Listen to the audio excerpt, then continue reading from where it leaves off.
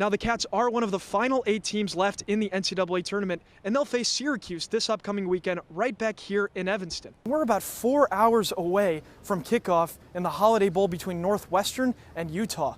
Right now, it's a cool 61 degrees here at the marina. That was after goals from 8 different players on the Wildcats, and now Northwestern will go to its first Final Four since 2014. The Cats came this close to pulling off a victory over the Illinois Fighting Illini in the first round of the Big Ten tournament. What many don't realize is that ultimate frisbee isn't actually a sanctioned NCAA sport. This was the game of Aaron Falzone. He scored 21 points, and this was the first time that he had scored over 20 since his freshman year, and he's a junior right now. But they did talk about things such as Clayton Thorson. Fitzgerald had very high praise for him and said that he is unmatched.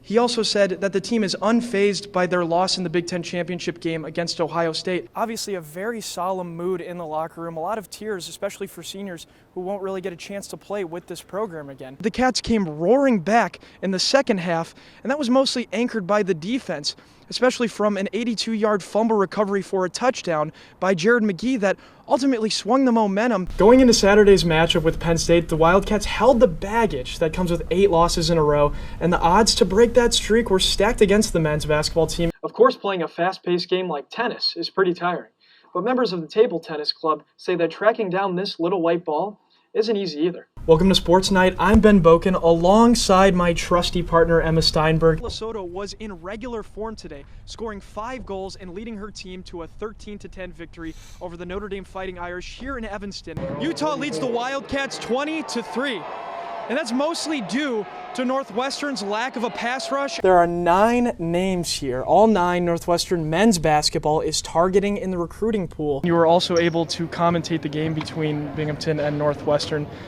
It's obviously been a long day. What are your feelings, and what are you taking away from today? Well, it's probably a one-time thing in my life. Does virtual reality training translate to on-ice performance? It's going to simulate different drills and stuff that you can get on the ice without having to put them on the ice. And it's mainly used to train the brain. It's not going to train some like the stick handling skills. UW Stevens Point professor Beth Kinslow and grad student John Koth are part of the only research study in the United States that's checking to see if virtual reality hockey helps real-life performance at the college level. Our long-term goals are really looking at injury prevention, return to play after injury, and really diving into the concussions.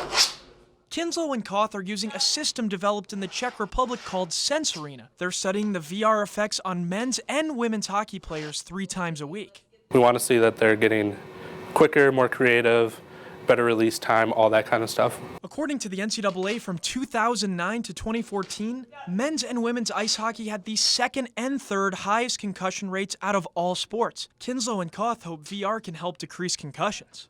Since we have practice outside of the game itself, it's helped me become mentally quicker. At the end of 11 weeks, researchers hope hockey players who used VR will have gained enhanced skills.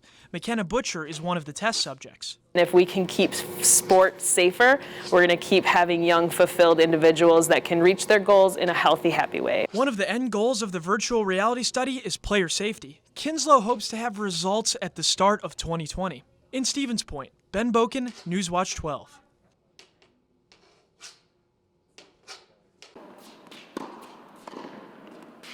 No matter what obstacle life throws at John Drake, it's impossible for him to quit a sport that's meant so much to him. I do it for the love of the game. I love tennis. I've committed to it since I was, 9 years old. In no way has Drake's tennis career been linear. After choosing to play at the University of Chicago after high school, he ran into an unexpected barrier. A week before I was supposed to get my acceptance letter, I just got ghosted by the coach. He stopped responding to my emails, to my phone calls. I get my official package from Chicago, and I got deferred. I reached out to all those other coaches that I had offers from. They said, "Sorry, John, we gave our spot to other players because you told us you were going to Chicago."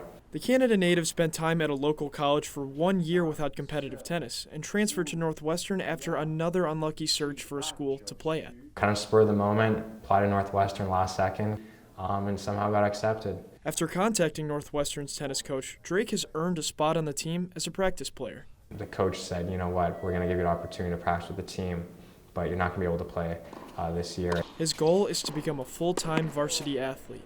I still want to play tennis, I still want to get one more shot, and that's what kind of motivated me every day to try to transfer. And then when I got here, of course, that's what kept continuing me, that burning desire to keep playing tennis. He's had a lot of trials and tribulations, but he's a very optimistic guy, even though he's gone through a lot, and I think that really speaks a lot about his character and about his passion for tennis. The sophomore, wise beyond his years, stays positive throughout his struggles. For me, I mean, just becoming a better tennis player, whether that's not playing matches at all, or maybe I can just play tournaments in the summer. I'm going to continue playing tennis for the rest of my life. Reporting for NNN Sports, I'm Ben Bokun.